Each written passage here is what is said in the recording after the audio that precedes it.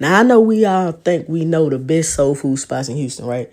But yeah, I went to this one spot, and I guarantee you it ain't on your list. But after this video, I promise you it will be. They had sweet yam flavored chicken wings, and then they had a soul food side platter. And they had this spaghetti called $1 Million Spaghetti. Y'all, listen, the place is called Greedy Lion, okay?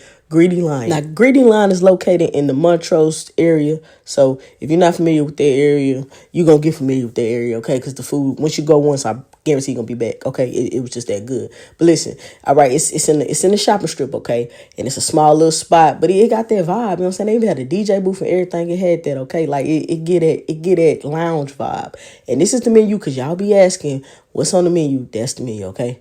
So now, when I first went in, I met the bartender, okay? His name was Mr. T. Hey, Mr. T he was chopping it up with me, telling me about, how he was from New York, and he like this world-renowned bartender, and y'all saw that video. Yeah, he be killing it. But then he made me this drink, and he was like, let's work together and come up with a name for it. So after I sipped it, I was like, Gourmet Passion. So next time y'all go to Greedy Lion, hit up Mr. T and tell him that y'all want to try that Gourmet Passion, the one that Clarion had tried, the one that we worked together on. Yeah, Gourmet Passion. Get that from him, y'all. It was so good. Now let's get to so like wings. I said, y'all, they got sweet yam flavored wings. Now when I heard about it, I was like, sweet yam flavor, like what is that even gonna taste like? But y'all, it was so good, especially paired with that Gourmet Passion drink.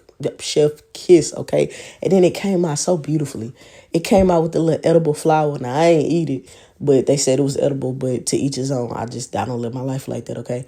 But the wings though, told them up, okay? Y'all, it was so good. Like, it was kind of like a chicken and waffle minus the waffle, but it still had like a yam flavor on it. It's something that I can't really explain. It's just something you really got to experience.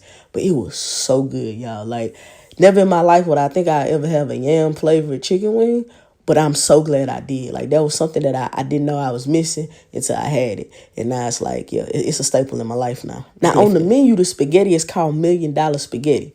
And I'm thinking they just came up with the name. Like, okay, $1 Million Spaghetti, cool. But then the Mr. T guy, the bartender, he was like, when he first had it, he ate it for 5 days straight. And I'm like, ain't no way you ate nothing for no 5 days straight.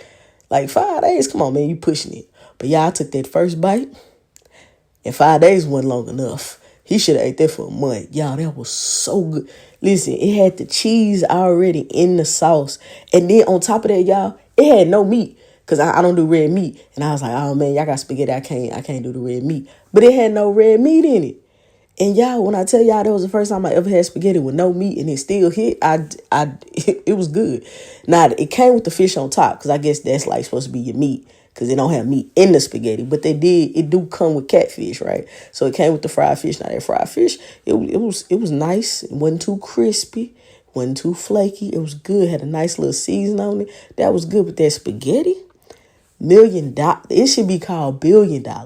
That spaghetti was a great. Like, I have never had spaghetti that good before in my life. Hands down, the best spaghetti I've ever had from anybody. Anybody in my family, y'all don't even get that title. That spaghetti was top tier. It was great. Yeah, they can literally get rid of everything on the menu and just serve that, and they'll still make $1 million. It has the perfect name, I promise you, because it was good. And then it came with this little cheese garlic bread, and the cheese garlic bread, it was cool, but y'all, honestly, I mean, after I ate that spaghetti, I wasn't even worried about nothing else, because the spaghetti was just that good, okay? But then I had asked for a ranch, and the chef was like, you don't need it. She was right, because I ain't even need to put that on there. I ain't even need the ranch. But then I got this soul food side plate, right? It was like a soul food side platter, and it came with cabbage. Now, I love cabbage. That cabbage was spicy. I can't do the spicy. So if you like spicy and you like cabbage, I would definitely recommend that. But for me and my taste buds, I couldn't do it. It was a little too spicy for me. I couldn't do it. Now the mashed potatoes, they had a good buttery flavor, but they needed a little milk or something. They was a little dry. I could almost pick up the whole mashed potato with just one finger and it wouldn't fall. It was a little stuck together there, but the flavor was there. It just was a little dry. That was all. It just needed a little gravy or something, a little milk, maybe a little bit more butter. That was it.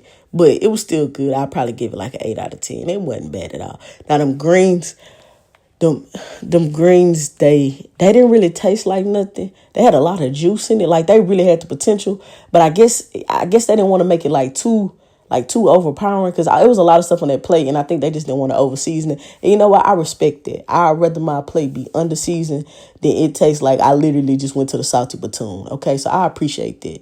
Okay, because I ain't trying to walk out of there with high blood pressure, so I'm cool with that. All right, hey, you ain't lose no points with me on that one. Okay, now that macaroni and cheese, that macaroni and cheese, that was a 10 out of 10. That was good. Okay, it was nice and cheesy, real fluffy. That was good. That macaroni and cheese had to get its own face. It was okay, 'cause that was good. Now, so if you want to know what was my favorite side, it'd be that macaroni and cheese. But if you want to know my favorite dish, oh, it was that spaghetti. It's definitely that spaghetti. But hey, that macaroni and cheese though, yeah. That didn't disappoint with that one.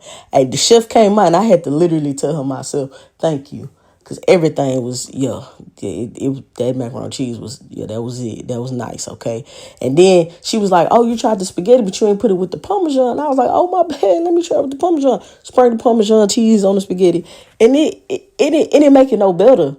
Because it was already great. So, like, the Parmesan, I mean, like, it was like, okay, that's nice. But the spaghetti didn't need nothing. Like, it was already great. So it was like, okay, that's cool. Then they was like, well, you gonna get a dessert? So I was like, okay, cool. Let's get the banana pudding. And y'all, that banana pudding was just like cheesecake. It was like banana pudding cheesecake. I had never had nothing like that before. It was good, y'all. Honestly, like, everything there. Listen, I would go back every day if I could, okay? Everything was good. But listen, when you go, let me tell you what you need to get.